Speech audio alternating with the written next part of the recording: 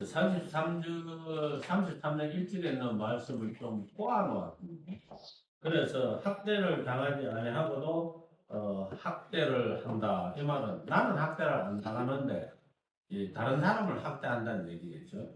근데 또 그 밑에 하면은 내가 학대하기를 거치면은 또 학대를 당한다. 이렇게 말씀을 하고 있는 것이죠.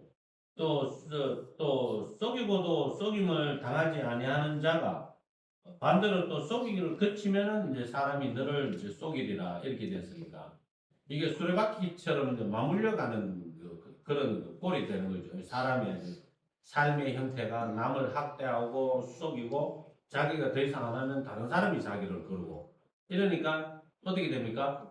내가 학대하고 속이지 않으면 다른 사람이 나한테 그러니까 계속 그러면 내가 안 당하려면 어떻게 돼요? 다른 사람을 학대하고 다른 사람을 속이고 그렇게 이게 악의 악순환이 되는 거죠. 악의 순환이 되는 거죠. 결국에는 내가 이렇게 선량하게 살면은 나는 당하고 악하게 살면은 나는 안 당하고 그러면 안 당하려면 악하게 살아야 되는 거지 않습니까? 그죠? 안 당하려면 악하게 살아야 되는 거죠. 그리고 이게 이제 악순환이 계속돼서 이게 잘 사는 것처럼 보이지만은 실제로는 뭐라고 그랬습니까? 성경 말씀에 신약에 차라리 속임을 당할지언정 속이지 마라 그랬잖아요. 예? 차라리 속임을 당할지언정 손해를 볼지라도 속이지 말고 악한 일을 동하지 말고 이랬잖아요. 그래서 선한 데에는 지혜롭고 악한 데에는 미를 하라 이런 이야기를 했지 않습니까? 그걸 생각을 해야죠. 그래서 여호와여 우리에게 은혜를 베푸소서 우리가 주를 앙망하오니 주는 아침마다 우리의 팔이 되시며 환난 때 우리의 구원이 되소서. 이게 말이죠. 아침마다 우리의 팔이 되시며 환난 때 우리 구원이 되소서 하는데 내가 정말 지금 시험과 시련과 환난을 당하고 있어. 시험과 시련과 환난을 당하고 있는데 시험과 시련과 환난을 당할 때에 우리가 가져야 할 가장 중요한 자세는 하나님께로 바로 매달려 가는 것이거든요. 아멘. 딜레이를 시키지 말고요. 그 하나님께 매달리는 것을 좀 이따 하지 뭐 이렇게 하면 안 된다 이 말입니다. 아까 그 설교에도 말씀을 드렸다시피 시간을 늦추면은 마귀가 쇠사슬을 들고 와서 내 발에 치아버립니다. 내 발에 발목에다 치우면은 시험의 구덩이에 빠졌을 때 못 빠져나가죠.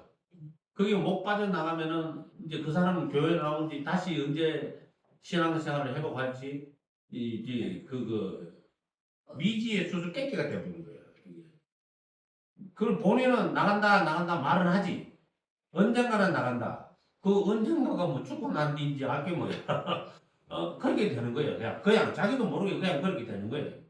왠지 이제 사탄의 이제 쇠사슬에 발목이 딱 차이면은 예, 몸은 저쪽 교회 쪽으로 이제 가고 있는데 이어서 걸려 있으니까 발목이 발목이 이렇게 걸려 있으니까 못 가는 거야 이게. 가려고 애를 쓰는 그 같은데도 가지를 못하는 거예요. 잡혀 있으니까.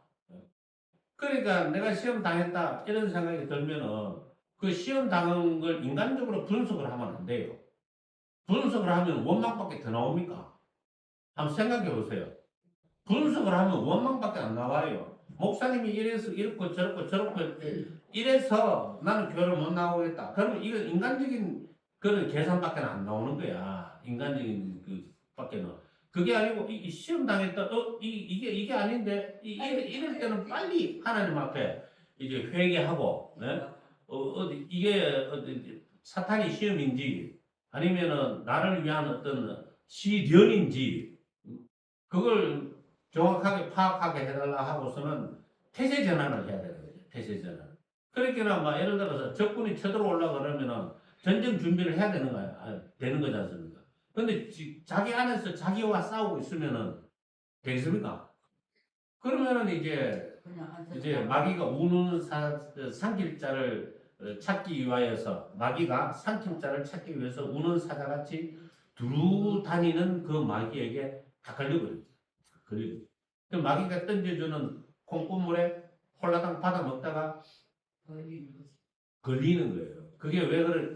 이거 왜 옛날에 개장수 지금은 보신탕 하는 집이 별로 없지만은 옛날에 그 보신탕을 없앤 사람이 뭐 모모 여사라고 그러는데 그거 웃기는 소리입니다. 모모 여사가 아니고 이것도 정치적인 전략인 거죠. 보신다 안 먹는 사람은 안 먹고 먹는 사람은 먹어야 될 거 아니에요. 그 법으로 강제하는 법이 어디 있어? 그렇지 않습니까? 게장을 먹으면 미겔이고 그러면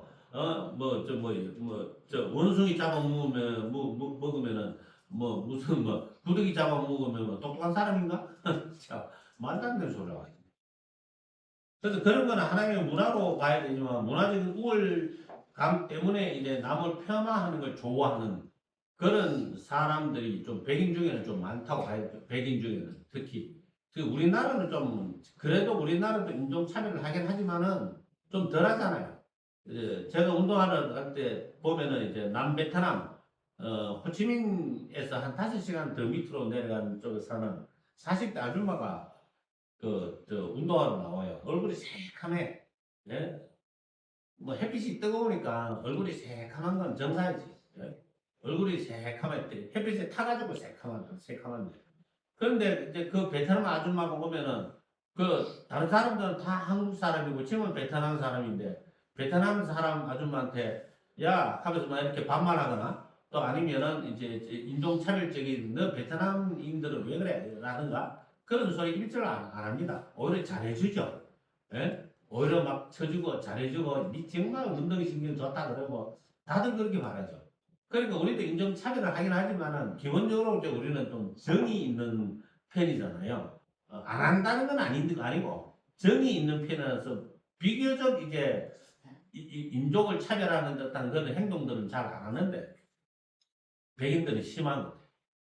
백인들. 뭐 때문에 그런 우월감을 가지고 동양인을 얕잡아 보고서는 동양인을 얕잡아 볼 때 축구장에서 하는 행동이 이거잖아 이거잖아 원숭이. 근데 동양인이 원숭이야? 원숭이는 저 나라에 더 많다. 참네. 그렇지 않아요. 원숭이가 한국에 원숭이 봤어요? 동물원 빼고? 그건 이까고 앉았다. 특히나 중남미에 축구 좀 잘한다고. 하지만 우리나라와 비교를 해보면은 택도 없이 못 사는 나라들이 중남미는 축구 선수는 잘 살지만은 브라질 국민이 우리나라보다 잘 살아요. 아르헨티나가 우리나라보다, 우루과이가 우리나라보다 잘 살아요. 멕시코가 우리나라보다 잘 살아요. 전부 다 못 사는 나라들 있잖아. 그 무슨 배짱으로 이렇게 한국인을 야올린 군대로 봐서도 군사적으로도 우리나라가 압도하는데 어디다가 까부는지 모르겠대. 그러다 한 대 뒤지게 맞으려고 작정을 하는 것도 아니고 싸움은 해봐야 상대도 안 되는 사람들이 말이죠. 예?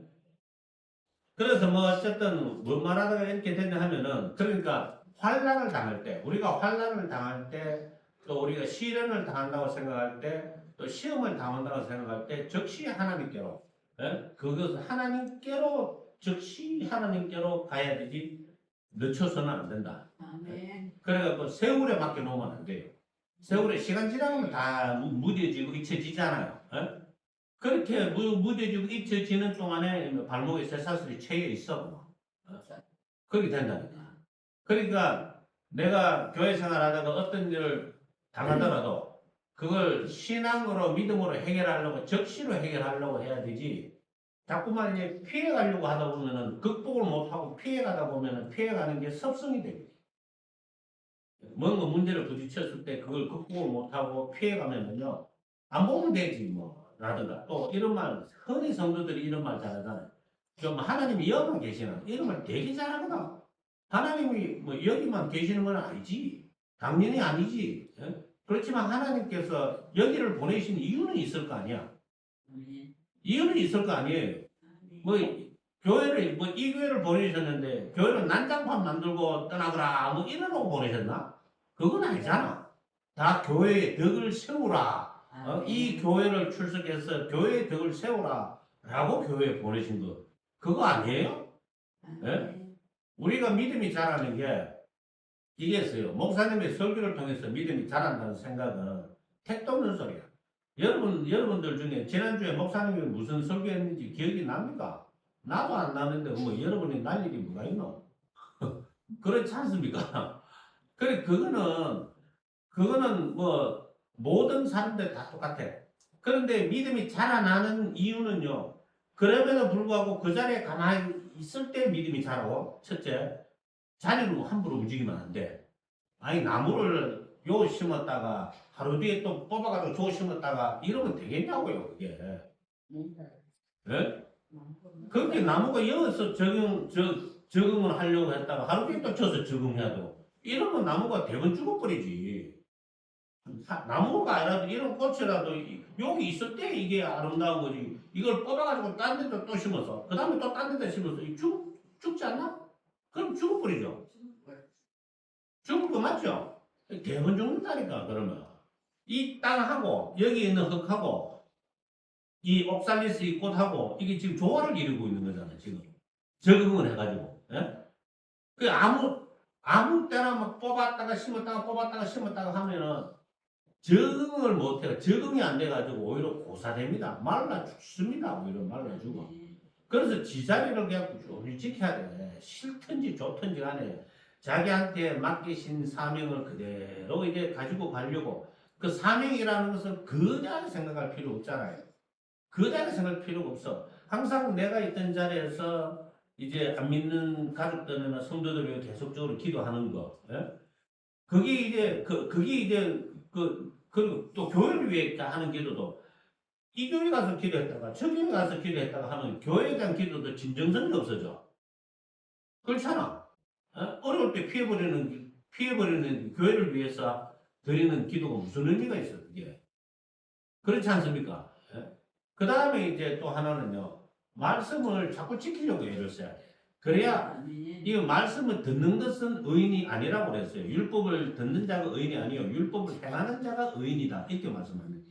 이게 말씀을 들으면 들을수록 안 듣는 것보다는 낫지만 말씀을 듣기만 해서는 자기가 말씀에 재판장이 되기가 십상이다. 그래서 우리 목사님들이 말씀을 듣지도 안 하고 말을 자꾸 하다 보니까 말씀에 재판장이 돼. 설교가 길다, 짧다, 설교의 내용이 왜 저러나. 꼭 원래 하고 나면은 꼭 그렇게 이렇게 설교에 대해서 뭐 한마디씩 하는 사람들이 꼭 있어.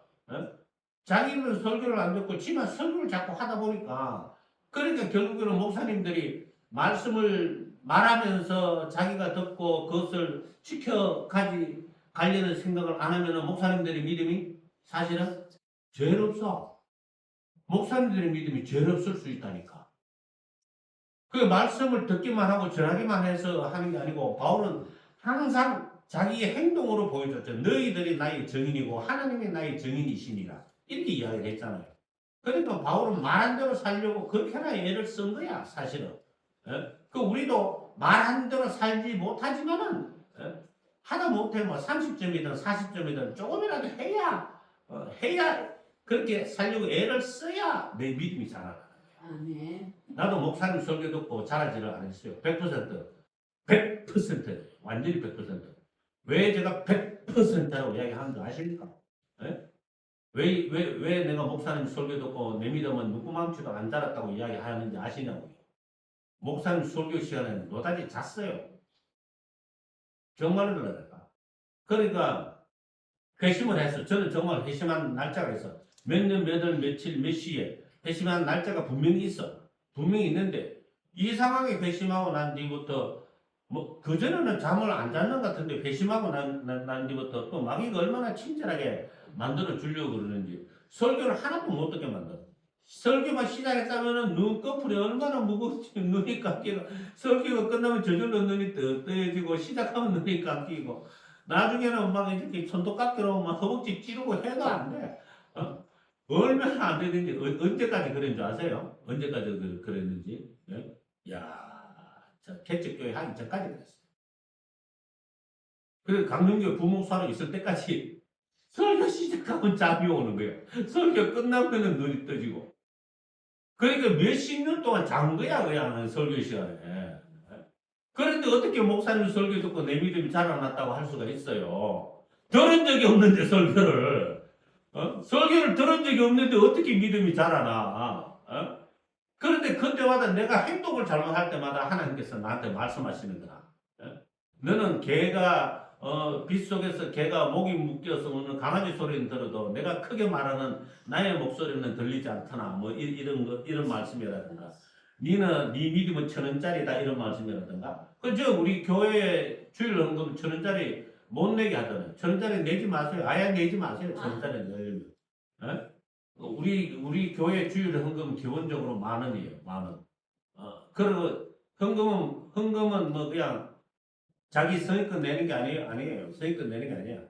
아니, 이제 1,000원짜리 헌금 내려면 딴 데 가. 뭘 1,000원짜리. 하지 마시오. 예? 그런 말씀. 그런 말씀 하지 말라고. 그 1,000원짜리 안 내면 되잖아. 그게 없어서 못 내는 사람 마음 없어요. 아니, 그럼 빌려서 내면 되지. 그 사람 주인데. 아니, 그렇게 빌려서 내면 되지. 10,000원 빌리고 다음 주에 가도 쓴다 하고 10,000원 빌리면 되지. 그걸 아하. 무슨 믿음이 나 정말. 안 돼, 안 돼, 안 돼, 안 돼. 무조건 안 돼. 애들이라도 1,000원짜리 내게 하면 안 돼. 무조건 주인 헌금은 10,000원짜리를 내게 만들어. 내가 왜 이런 소리를 하냐면은, 제가 방금 말씀드렸잖아요. 제가 구역 예배에 갔는데 10,000원짜리밖에 없어서 지갑에 한 7만이고 8만이 있었는데 1,000원짜리가 없는 거야. 그것도 5년, 6년 전에 1,000원짜리 내던 게 대세였거든, 그때는. 근데 헌금이 없어가지고 구역 예배 인도하고 난 다음에 구역 헌금 외상합니다. 이랬거든요. 그래, 그 당시에 구역원들은 이제 웃었죠. 막, 헌금을 외상하는 수가 있나 이러면서 깍깍깍 웃었는데. 그 다음부터 며칠 내도록 하나님께서 제 마음에다가 네 믿음은 1,000원짜리다. 네 믿음은 1,000원짜리다. 네 믿음은 1,000원짜리다. 이거를 맨날 며칠을 이야기하시는데 미치겠더라고, 진짜. 그 다음부터는 그냥 있는 돈을 다 내기 시작했죠. 있는 돈을 다 내기 시작했어. 네? 그러고 난 뒤에 돈에 대한 애착, 집착 이런 것들이 이제 한 50% 이상 쑥 빠져나갔어요. 있는 대로 헌금을 다 내기 시작하는. 어쨌든 그 이후로부터 1,000원짜리를 헌금 내는 거는 네 믿음이 1,000원짜리다. 이거 하고 제 머릿속에 박혀 있어가지고 1,000원짜리 내지 마라. 1,000원짜리 내지 마라. 이렇게 됐는데 제가 이제 링크 그려드렸죠. 김효숙 목사님 그 간증. 그거 원래는 5편까지가 정상적이고 뒤에는 뭐 더 붙어져 있는 거는 어디서 설교하신 거는 모르겠는데 숙제입니다. 그거 꼭 들으십시오. 꼭 들으셔야 됩니다. 사모님한테 안 보내드렸죠. 제가 보내드릴게요. 김효석 목사님이라고 아세요? 예, 제가 그 목사님 간증 설교를 듣고 난 이후에 모든 간증을 아예 안 듣습니다. 아예 안 듣습니다. 아예. 그 목사님 그만 죽을 장창 듣습니다. 듣고 또 듣고 또 듣고 또 듣고 또 듣고 들을 때마다 새로운 영감이 팍팍 오르는데 그 목사님 그 외에는 아무것도 안 듣습니다. 그래서 이돈 장로 소천하셨고 원종수 이제 목사님도 권사였다가 목사님이었다가 목사 되자마자 2년 3년 안에 소천하셨고 뭐 김종숙 목사님은 아직 살아 계신데 연세가 90이 다 되죠. 아무튼 이제 숙제입니다. 그걸 꼭 들으십시오. 그러면은 내가 왜 예수님을 믿어야 하는지 그런 어떤 의미가 다가올 겁니다. 그리고 그 목사님의 설교를 듣고 난 뒤부터 돈에 대한 애착은 100%다 없어졌습니다. 완전히 없어졌습니다. 돈에 집착하고 내 주머니에 돈을 가져야 된다 이런 생각 자체가 싸그리 다 없어졌습니다. 물건에 대한 애착도 없어지고 뭐 그런 어떤 나의 어떤 정신적인 것, 믿음에 관련되지 않는 것들은 싹 다 없어졌습니다. 시험 당한 두 분한테도 보내드렸는데 이 시리즈 설교를 다 듣고도 마음이 변하지 않는다면 다시 연락드리지 않겠다. 뭐 이렇게 말씀을 드리긴 했지만 시험 당한 거 맞거든요. 맞아요. 그죠? 예? 시험 당한 거 맞아요. 그게 시험 당할 일은 아닌데 시험 당하려고 그러면은 뭔 일이든 다 시험 당하게 돼 있어 무조건. 예? 진짜라니까. 뭔 일이든 시험 다 당하게 돼 있다. 시험 당하려고 그러면 사소한 일에도 큰 일에만 시험 당하는 게 아니라 사소한 일에도 시험 당하는 게 아니야. 그래서 어쨌든 우리가 이제 그런 환난이나 시련이나 시험이나 역경이 올 때 빨리 가야 돼. 하나님 앞에. 빨리 가야 되지. 이게 천천히 가다가는 사탄의 쇠사슬이 발목에 딱 채이면 그다음부터 못 가. 못 간다고. 하나님이 강제로 이렇게 쇠사슬을 성령의 도끼로 부수지 않은 이상은 못 간다니까. 그럼 하나님은 하나님이 싫어서 간 사람은 뭐하러 또 데리고 오겠어요? 데리고 오려면은 이제 성도들의 많은 기도가 필요하겠죠. 그죠? 예? 그러니까 남 고생시키는 거예요, 그게. 남 고생시키는 거니까. 여러분 한번 가만히 생각해봐. 내가 남을 위해서 기도하는 시간이 얼마나 있을까? 내가 남을 위해서 기도하는 시간이 거의 없어요. 그 예배 시간에라도 이름을 한번 불러주는 것만 해도 그게 얼마나 큰 일인데. 누군가가 내 자식을 위해서 한 번이라도 이름을 불러줘서 기도한다. 이게 작은 일입니까? 작은 일이냐고, 이게. 아니, 이 가치를 그렇게 가볍게 생각할 수 있는 건가? 그렇지 않습니다, 전혀요. 그러니까, 예를 들어서, 제가 우리 이제 막내가 안강으로 이사를 갔는데, 두 개 교회 중에 한 개 교회, 그 둘 다 이제 하나는 한 해 선배고, 하나는 한 해 후배인데, 뭐, 둘 다 모르는 사람 아니고 아는 사람인데, 어느 교회를 가라고 해야 할지에 대해서 이제 판단할 때 안강제일교회가 있고 안강중앙교회가 있어요.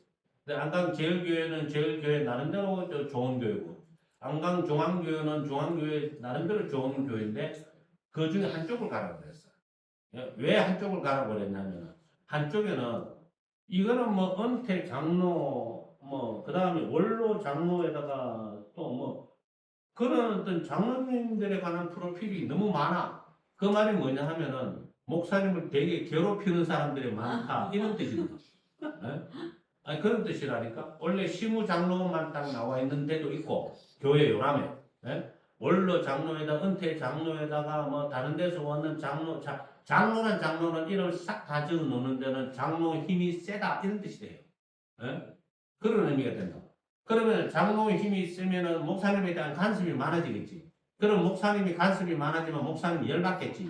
목사님이 열받으면 새벽에 가서 성도를 위해 기도할 마음이 생기겠어, 안 생기겠어?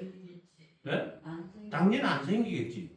그러면 그 새벽에 기도하러 가가지고 목사님이 어떨 때는 뭐 교인들 열받아가지고 저주할 수도 있겠죠.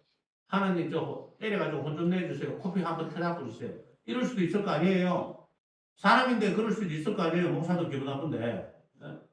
근데 만약에 목사가 성도를 위해 축복 기도는 못하고 그런 식의 기도만 하거나 아니면은 뭐 졸다고 오거나 열받아가지고 기도할 마음이 전혀 안 생긴다거나 이러면은 그 교회가 좋은 교회가 됩니까? 좋은 게 안 되잖아요. 그 목회자는 성도를 위해 늘 기도할 수 있는 그런 분위기의 교회가 좋은 교회인가? 그러니까 이제 제가 이제 그것 때문에 고민이 되는 거지. 교회 분위기. 이 교회 분위기가 딴 게 아니고 목사가 편안하게 성도를 위해 축복할 수 있는 그런 분위기, 그 분위기를 이야기하는 거야. 뭘 자꾸 봉사하느라고 정신없는 그런 교회도 안 좋아. 그냥 편안하게 축복할 수 있는 그런 분위기의 교회가 좋은 교회예요. 그러니까 목회자가 성도를 위해 기도해 주는 게 작은 일이 아니에요. 그게 교회 전반을 다 의미하는 것이라고 봐야 되는 것이죠. 더구나 우리처럼 뭐 강제적으로 예배 시간 전에 또 예배 중간에 그렇게 기도해 주는 성도를 가정을 위해서 기도해 주는 교회가 그렇게 다른 교회들 다 우리 따라 했으면 좋겠다는 생각이 들 정도로 잘 안 하거든. 잘 안 한다. 그러니까 이제 아무튼 그렇습니다. 그래서 남의 기도 제목이 되면 안 됩니다. 내가 남을 위해 기도해 줘야 되지. 남이 나를 위해 기도 제목을 가지고 있으면은 안 돼. 그거는 좋은 게 아니야. 그건 좋은 게. 그렇겠죠. 예? 또 좋은 의미에서 기도 제목을 가질 수도 있지만은 염려가 되어지고 기도해 주는 것은 별로 좋은 게 아니에요. 자, 그래서 어쨌든 뭐 이제 6절까지니까 이제 뭐 마칠 시간이 됐네요. 자, 그래서 봅시다. 그 환란 때 우리의 구원이 되소서. 요란한 소리로 말미암아 민족들이 도망하며 주께서 일어나심으로 말미암아 나라들이 흩어졌나이다. 황충의 때같이 사람이 너희의 노량물을 모을 것이며 메뚜기가 뛰어오른같이 그들이 그 위로 뛰어오르리라. 여호와께서는 지극히 존귀하시니 그는 높은 곳에 가시며 정의와 공의를 시온에 충만하게 하심이라. 내 시대에 평안함이 있으며 구원과 지혜와 지식이 풍성할 것이니 여호와를 경외함이 내 보배니라. 그러니까 결론은 뭐예요? 우리가 복 받으려면요 하나님을 경외하는 거예요. 예? 아니 자꾸 복을 받고 싶어 하면서 복 받을 반대되는 곳으로 가면 안 돼. 복 받을 행동을 해야 될 거 아니에요. 이거는 신고 거두는 법칙이 확실히 정해져 있습니다. 복 받는 거는 구원 받는 거는 내가 심은 것 없이 구원을 받지만 예? 복을 받는 거는 내가 심어야 복으로 돌아오게 되는 거죠. 다시 구원 받는 거는 심은 것 없이 구원을 받고 복을 받는 거는 심어야 거둡니다. 뿌린 대로 거두리라. 심은 대로 거두리라. 그 말씀이 구약에도 나오고 잠언서에서도 나오고 신약에서도 여러 번 나오지 않습니까? 그렇게 심고 거두는 법칙을 잊어버리면 안 되는 거예요. 그 내 시대에 평안함이 있으며 구원과 지혜와 지식이 풍성할 것입니다. 그러면 구원과 됐고 이거는 우리가 받았다고 이제 우리가 받았다고 합시다. 지혜와 지식이 풍성할 것. 지혜와 지식이 풍성하려면 가만 앉아 있으면 저절로 풍성해집니까? 아니죠. 성경을 암송도 하고 이제 성경 암송 구절 다음 주부터 올릴 건데 이제 이번 주 성경 암송 구절 아주 쉬운 거 하나 숙제 내에 들을 테니까 암송하세요. 창세기 1장 1절 태초에 하나님이 천지를 창조하시느니라. 다 외웠죠? 내가 물어본대. 설교 시간 때 외웠나 안 외웠나? 권사님 외워보세요 빨리. 창세기 1장 1절 진짜 물어본다니까요? 태초에 천지를 창조하시느니라. 아니 하나님 빵 빼먹었네. 태초에 하나님이 천지를 창조하시느니라. 이렇게 말씀이 우리 속에 있을 때 또 이제 믿음이 자라나는 거예요. 그 자리에서 계속 기도할 때 믿음이 자라고 또 환난과 어려운 거 시련이 있을 때 빨리 하나님을 찾아갈 때 그 기회를 극복해서 그 순간을 극복해서 믿음이 자라고 또 말씀을 우리 속에 계속 채워넣을 때 믿음이 자라나는 겁니다. 저절로 되는 법은 없어요. 믿음이 자라나는 것은 그것도 심고 거두는 법칙이 존재를 하는 거예요. 그렇게 생각하시면 돼요. 기도해요. 감사합니다. 오늘도 은혜를 베풀어 주셔서 주의 귀한 말씀 앞에 세워주시니 감사합니다. 하나님의 크신 사랑과 은총으로 오늘도 좋은 날을 주셨사오매 이 교회의 시간도